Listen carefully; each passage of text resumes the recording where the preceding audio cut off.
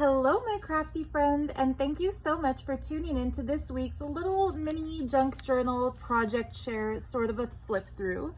The book that I want to share with you today is actually a little insert that I've made to put in my personal junk journal.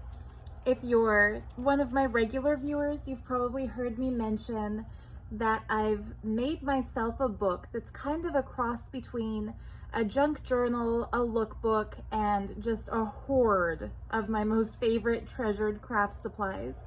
So that book I will be flipping through eventually, but today I felt like sharing one of the little pieces that goes into that book.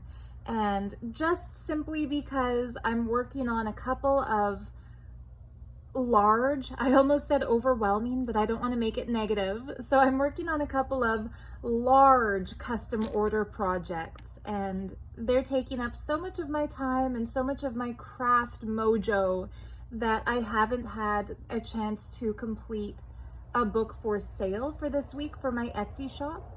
And so here's a little something that I made quite some time ago that I think is really special, that hopefully you like it too. So the purpose of my giant journal to self is not so much to have writing space as it is to save samples of all my favorite junk jewelry pieces, all my favorite embroidered textiles, and also to keep it as a keepsake, sort of a lookbook slash photo album sort of a thing for pieces that I bought when I was in India. So I decided to start my journal with this beautiful image of the goddess Saraswati. I do like to put her picture in as many of the journals as I make as possible, because she is the goddess of wisdom, learning, books, intelligence, art, culture, creativity, language. It just makes sense to put her in a journal because it's a book, and she is the goddess of books. It uses language if you write in it. And of course, junk journals are works of art. So the goddess of art, I made this into a little tuck spot, and I haven't yet decided what I'm going to tuck into it. But when I do the flip through of the whole entire Hoarder's book, you'll see. So I put tabs on this, and I made it specifically so that they stick out well past the pages, because I would like my Hoarder's book to have kind of a waterfall edge on the side, so that instead of seeing pages and papers, there's just an overwhelm of colors and textures and embroidery and bling and all that other kind of crafty good stuff. And I've decided to add lots of jewelry, lots of beads, lots of just sparkly things to it. So this tab is ornamented with a brooch that I actually bought from an Etsy shop that sells vintage French jewelry. And this brooch, while I absolutely love it, I wouldn't be able to wear it because it does kind of tend to pop open. And the giant citrine in the center, this is a really massive, it's either a citrine or a smoky quartz. The seller described it as citrine, but I think it's actually more of a smoky. It's very loose in the setting, so I'm a little bit too scared to wear it as a piece of jewelry because I would hate for this to fall out and be lost. But the energy is really, really intense for manifestation. So smoky quartz is just grounding. It helps really pull you into physical awareness, physical harmony with your environment, something I think all of us need a little bit of. There are some gorgeous sapphires, like orange and yellow sapphire, which is solar plexus energy, sacral chakra energy. Again, it's about physical health and vitality. And then just some beautiful emeralds around the edge. And emerald is a gemstone for love, for opening the heart chakra, for appreciating nature, appreciating animals, appreciating other people, and also for appreciating self. So I have made an entire book just inspired by emeralds because it is such a magical, powerful gemstone. And actually the last emerald book that I made had a piece that I cut from this pendant. It was kind of a bail that was connected to this part here. And I prefer how this looked without it flopping, so kind of a 2-for-1 upcycled jewelry piece. The inside of this handmade paper, I plan to actually write on it, either with maybe a dark black pen or possibly I might do a design with fabric paint. But I do plan to actually use my journal for recording words that are meaningful to me. This piece is a Sears wallpaper sample from 1928 from a wallpaper book that I bought on eBay. This was one of my favorites, so I kept it. It was called Fairylands, and I just think it's really, really cool. I love pink and blue together. This is some handmade khadi paper from India with a cool embossed texture. This tab has a really pretty 3D purple costume jewelry flower that it was on a ring that my mom gave me that she used to wear that she said would be perfect for a junk journal. And I decided to put it in my own journal as a little, you know, a little tribute to my mom and her support of my crafty little hobby here. These beads I just thought were pretty, so I dangled them from a bulb pin. So as well as the goddess Saraswati, my other personal Ishtadevata, or my favorite god, favorite goddess, is Mahakali. And if you're a regular viewer of mine, you'll see that I made an entire journal dedicated to Kali for one of my customers. This piece I decided to put in my personal journal because I bought it in India at a temple where they sell deity images. And I made that into a tuck spot where I've added other things that I collected in India. So this beautiful prayer card of Mahavatar Babaji, a Shiva Lingam that I bought at one of the Jyotirlingam temples, a souvenir card from Ramakrishna Mat. I actually bought this not at Ramakrishna Mat, but at the temple, the Kali temple that where he was a pujari at the beginning of his mission. I should remember the name of that temple, but it's on the tip of my tongue. Saint Francis of Assisi. I was born and raised Catholic, but of course my preference is Hinduism and kind of an undefined eclectic mystic spirituality, but Saint Francis of Assisi still has a very special place in my heart because he is the patron saint of vegetarians. And at a time before animal rights was really a prominent lifestyle choice or a prominent ethical choice, he chose not to eat animals because he loved them. And there's very famous stories from his lifetime where, for example, he tamed a wolf that was running rampant and attacking people. And by showing that wolf love and kindness, that wolf became non-violent. So I feel that Saint Francis of Assisi is just a beautiful example of ahimsa, of non-violence.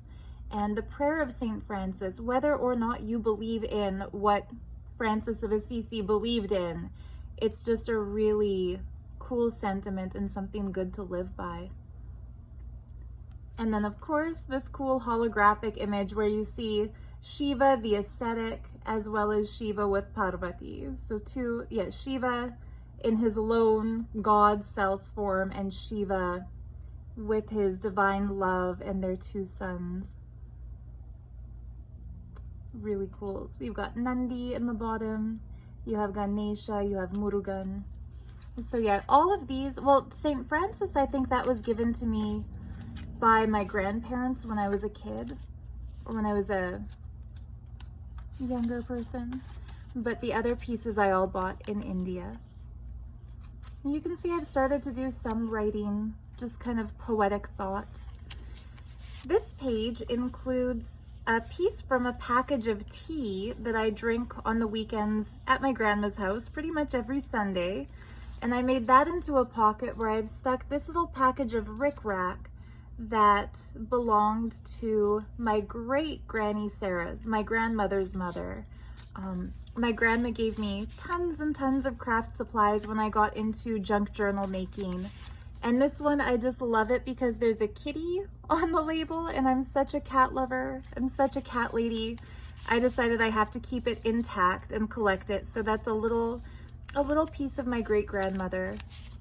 And I do plan to write on this page maybe a little description that this is from packaging from tea that I drank with my grandmom, and that this was a piece she gave me that belonged to her mother. So it's kind of a sentimental family spread on this page. And then the tab on the top was one of the fabrics from my grandma's collection. And then this one is some really intricately ornate beaded fabric from India that I've backed with another intricately ornate beaded fabric from India. So the coffee dyed paper, lots of writing space.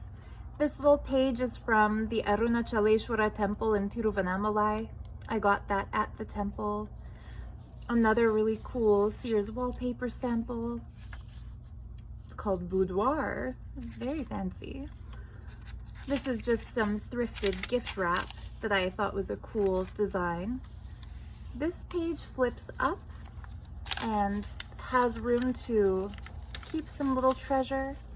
So in there I put a temple card from the Meenakshi temple in Madurai, and it's showing the wedding between the goddess Meenakshi with Sundareshwara, an incarnation of Lord Shiva, and Meenakshi's brother Vishnu, who is there to kind of officiate their ceremony.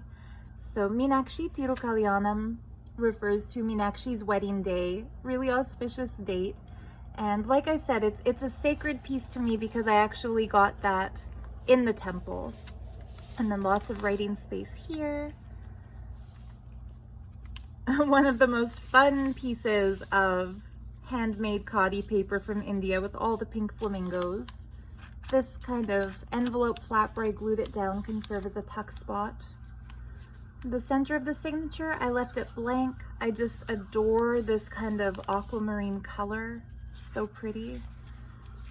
This page flips out for lots of writing space. One of my coffee dyed stenciled papers. The other side of that wrapping paper. The other side of the boudoir wallpaper. Isn't that stunning? So if you're wondering how I could bear to sew this into a book because it's so gorgeous, if you agree with me about how gorgeous it is, I did scan it before I sewed it in.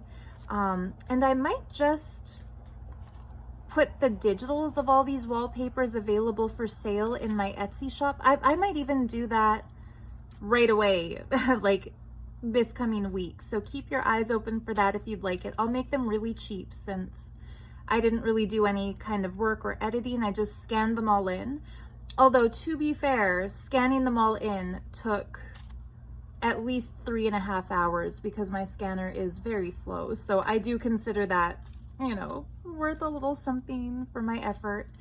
But it's a really cool book. I scanned not only every page of wallpaper sample, but I also scanned the ephemera that came with the wallpaper book, including the instructions on how to put it up on the wall with some really cool domestic illustrations in it. It's just an all-around kind of neat collectible thing to have. This Om sticker I bought at Banyan Books in Vancouver back when I lived there over a decade ago. And I used to have that on a journal that I kept in those days. So it kind of feels like I've added a little piece of my old life into a craft project that represents kind of my new life. This page flips open. It's just some coffee dyed cardstock. And then we just have the other sides of the wallpapers, the other sides of the wrapping, or sorry, the coffee dyed paper, the khadi paper, another cool embroidered sari tab, this gorgeous fairy themed paper. I didn't do any cutting for the papers in this little book. I decided to just leave them as they are, folded so I can have extra space to work on them. But yeah, there you have it, the part 1, I suppose, of my giant hoarder's journal. And this way, when I do the flip through of the entire hoarder's book, I won't have to explain everything. I'll probably just do a quick flip through to show what's in it. So this is the detailed version. At some point I'll put the fast version. Anyhow, I hope you're happy. I hope you're enjoying your springtime. I hope that your craft projects are going beautifully. I just wish you so much love, light, and happy journaling. We'll see you next time. Bye-bye.